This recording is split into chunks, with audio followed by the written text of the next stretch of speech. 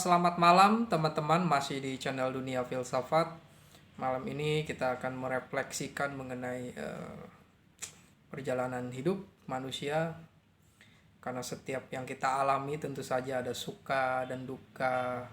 Kadang banyak dukanya karena kita mungkin terpleset, jatuh ke dalam kesalahan atau kesulitan.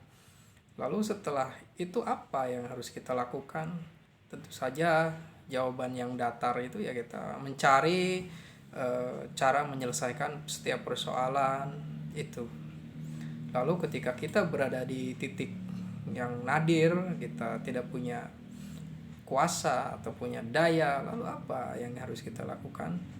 Tentu saja kita menerima ke segala kesulitan itu, kesengsaraan itu. Dari sana mungkin kita akan mengalami suatu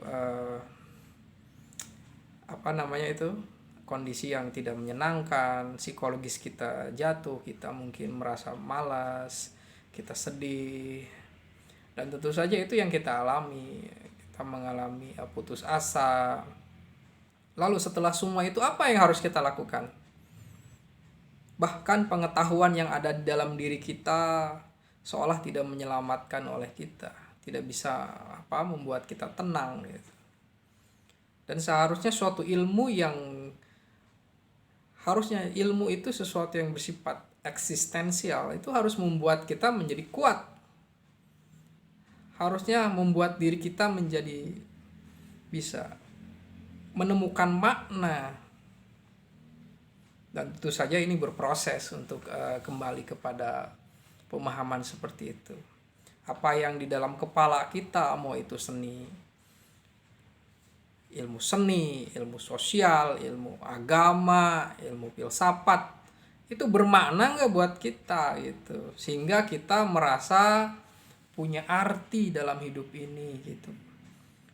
Ilmu agama yang mungkin bagi pemahaman umum itu ya suatu yang sangat transenden, luar biasa, bisa menunjukkan jalan.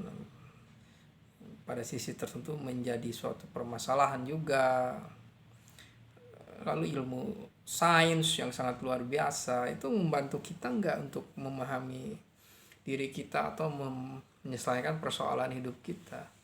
Dan persoalan yang kepada kita kadang-kadang itu bukan sesuatu yang harus selesai juga. Masalah itu mungkin akan selalu bersama kita sepanjang hidup kita. Lalu bagaimana kita menghadapi itu? Ya sebenarnya dari para filosof itu segeralah kembali kepada diri kita. Ketika kita dianggap tidak berguna, ketika kita dianggap mungkin rendah atau dianggap tidak bermanfaat mungkin kita harus segera kembali kepada diri kita. Kita harus menghargai diri kita. Karena siapa lagi yang menghargai diri kita selain diri kita? Dan itulah cara untuk membuat kita menerima kenyataan. Amor fati kata Nietzsche, kita menerima diri kita. Itu yang harus kita lakukan dulu. Ketika kita menghadapi masalah yang mungkin tidak bisa kita selesaikan, kita kembali kepada diri kita sendiri. Kembali kepada diri kita. Menerima itu ya persoalan diri kita. Ilmu apapun, ilmu sosial, ilmu sastra, ilmu seni, itu tidak akan bisa membuat kita bahagia kalau kitanya tidak mau bahagia. Ya kita kembali kepada diri kita sendiri. Itulah esensi dari cara untuk memahami ilmu apapun, ilmu seni, ilmu sosial, ilmu budaya, ilmu politik. Kalau diri kitanya tidak tenang, tidak menghargai diri sendiri, ya itu susah. Di sini adalah kita harus bisa menerima diri kita sendiri. Menerima diri kita sendiri itu bagian dari cara untuk mengantarkan kepada pemahaman mengenali diri sendiri. Kata Socrates, kata Aristoteles, mungkin itu kita harus menerima kenyataan diri kita sendiri. Setelah itu kita bisa memperluas cakrawala kita, meningkatkan intelektual, horizon intelektual, memahami ilmu sosial, ilmu seni, ilmu budaya, dan termasuk ilmu pendalaman ilmu filsafat sebagai ilmu di sana. Jadi memang dibutuhkan suatu penerimaan akan diri. Inilah yang dijelaskan oleh para eksistensialis. Buat apa kita mempelajari ilmu? Dari SD juga kita udah belajar ilmu, tapi itu apakah ada bermanfaat buat kita? Yang bermanfaat tentu saja ada, misalnya matematika, kita bisa membaca dan wawasan selainnya. Lalu apakah itu berguna buat kita? Tentu saja bisa berguna. Mungkin kita suatu hari nanti mengajar anak kita yang kecil. Lalu persoalannya bermakna nggak buat kita? Nah di sini kita harus menghargai suatu keadaan di mana kita mendapatkan makna atau tidak bermakna. Mungkin yang kita anggap tidak bermakna itu adalah mungkin suatu pemaknaan dalam bentuk yang lainnya. Jadi yang terjadi pada kita itu sebenarnya bermakna gitu. Dalam artian tertentu mungkin dianggap tidak bermakna, itu adalah bentuk dari pemaknaan juga gitu. Nah dari sini kita memang membutuhkan makna.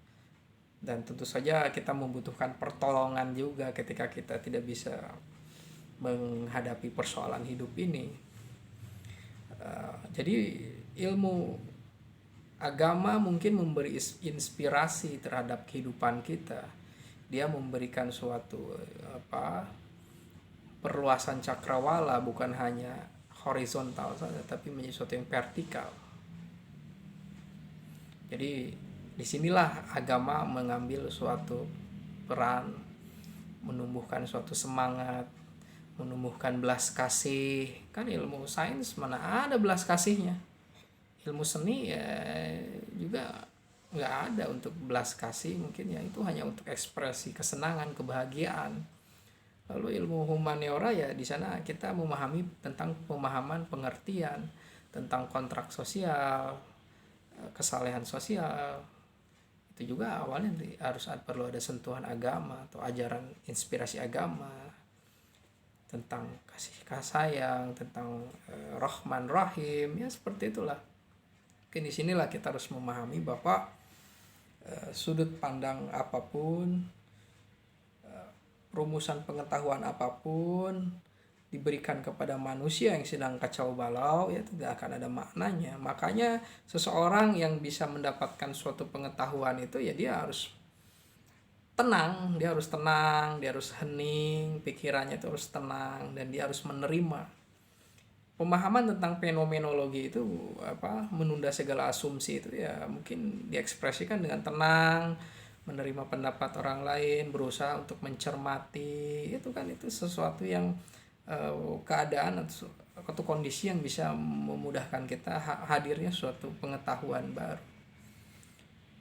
Dan pengetahuan baru itu akan kita cek lagi ya, apakah bermakna buat kita, sehingga kita mungkin harus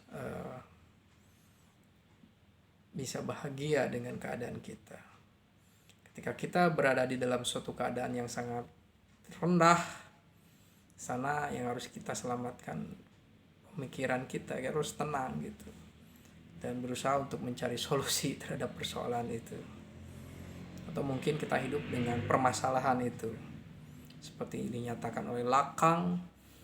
Freud juga mengatakan seperti itu. Mungkin kegilaan, keadaan yang keterbatasan psikologis atau persoalan apapun yang mengganggu psikologis kita itu mungkin akan selalu bersama kita. Ya kita harus menerima itu. Sungguh tragedi hidup ini, kata Sang Buddha. Terima kasih.